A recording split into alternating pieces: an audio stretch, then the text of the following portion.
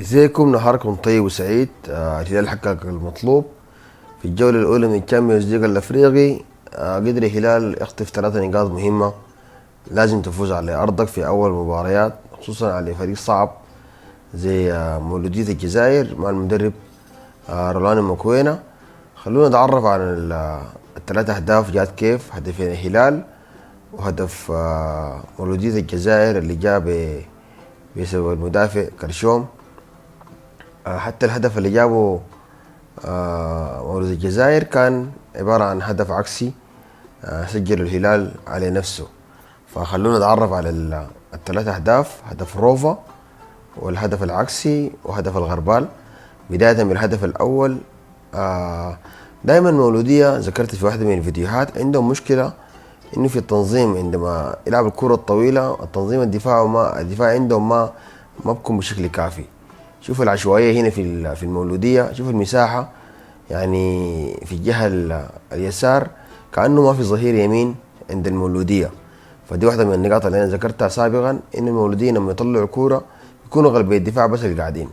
فكورة طويلة، الهلال أجبر المولوديين يلعب كورة طويلة بسبب الضغط العالي.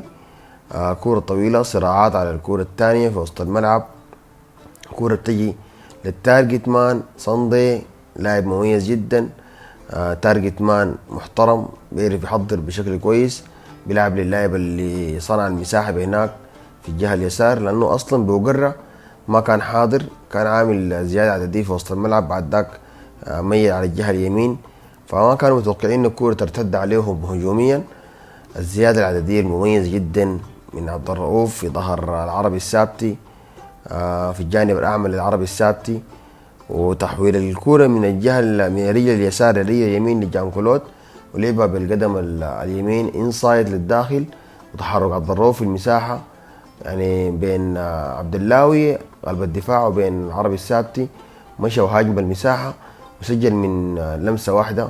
اللمسة الواحدة دي كان لها دور كبير جدا في انه عبد الرؤوف سجل واحد من اجمل الاهداف للاعب في مسيرته يعني.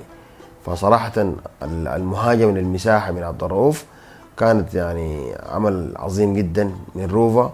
روفا في الفترة الأخيرة مع ريجيكان برضه لاعب رنر، بيتحرك، بيجي في المساحة، بيهاجم المساحة بشكل كويس وبيعرف بيسجل يعني. بنشوفه من زاوية تانية المحطة، حول اللعب لجان كلوت، جان كلوت حول الكورة من الجهة من رجله اليسار لرجله اليمين عشان الكورة تكون انسايد، الكورة تكون للداخل. الكورة بتكون للداخل دي دايما انت بس محتاج انك تلمسها كويس وتتمركز كويس وتلمسها عشان تزيد من سرعة الكورة. دي كل الافكار اللي ممكن تحصل بس. لكن الكورة بتيجي من برا لجوا بتكون عكس، محتاج انك تثبتها كنترول وبعد ذاك تسجل من لمستين. فاروفا برضه التكنيك بتاعه في الفيرست كان كويس جدا، لعب كورة من لمسة خادع بها الحارس قندوزي، وقدر انه الهلال يتفوق على المولودية في الشوط الاول بهدف نظيف. هدف المولودية، لو جينا نتكلم عن هدف المولودية برضه شكل الهلال في الضغط برضه محتاج شغل. الهلال ما بيصنع هيكل تنظيمي عند الفقدان، في عشوائية برضه في التمركز. لسه ريجيكان ما قادر يعني يلعب 4-4-2 4-1 4-1، ففي مشكلة. الناس تكلم عن الفاول التكتيكي، كان فاول تكتيكي كويس جدا من صلاح عادل مع انه اخذ كارت في الدقيقة كم 50، لكن الفاول التكتيكي ده لو ما كان عمله صلاح عادل كان بايزيد حينفرد، لأن الوضعية الجسدية حقت كرشون برضو ما كانت كافية، وبايزيد برضو الوضعية الجسدية بينه وبين إيرينج يعني واقف بشكل كويس، ففي مساحة برضو في ظهره، فكان لازم صلاح عادل يعمل فاول تكتيكي. وأنا شايف إن الفاول التكتيكي كان إيجابي، لكن برضو صلاح بعد الفاول التكتيكي تحس إنه برضو تنشن كده يعني خرج برا اللعبة، لأنه بعد الفاول التكتيكي طوال المولودية يعني جاب هدف على الهلال عن طريق كرشوم، هدف عكسي.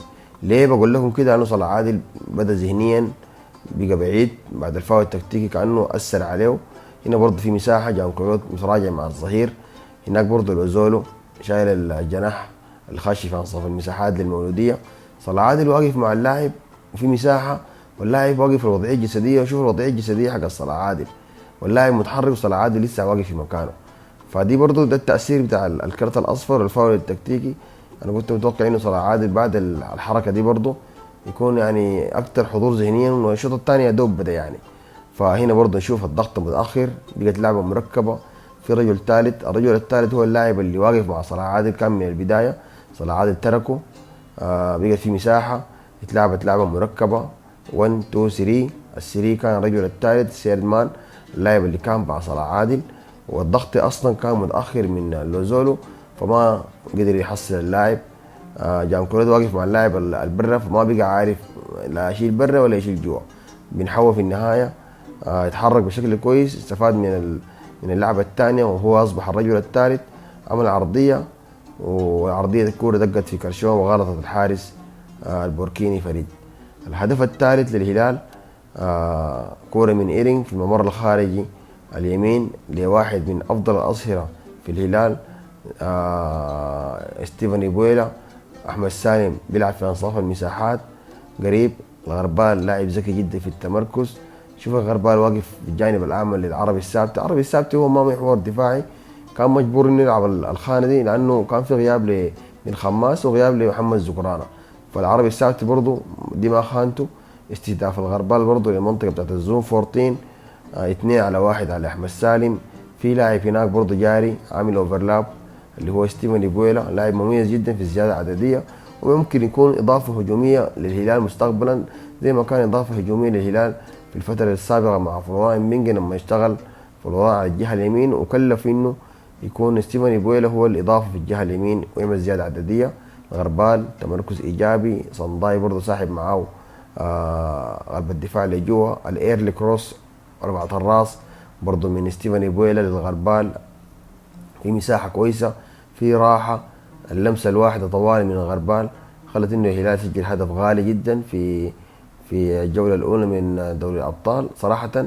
والوعي برضه بتاع الغربال والتمركز والانسجام برضه بين الغربال وبين ستيفن إيبويلا ورفعه الراس من ستيفن إيبويلا والعرضيه للخارج، دي كلها حاجات ما بتجي بين يوم وليله، لا، لعيبه مع بعض من فتره طويله جدا، منسجمين متفاهمين مع بعض، حققوا المراد وقدروا انه يا اخي عن طريق الانسجام ده والتوافق ده هلال يفوز في اول مباريات دوري الابطال.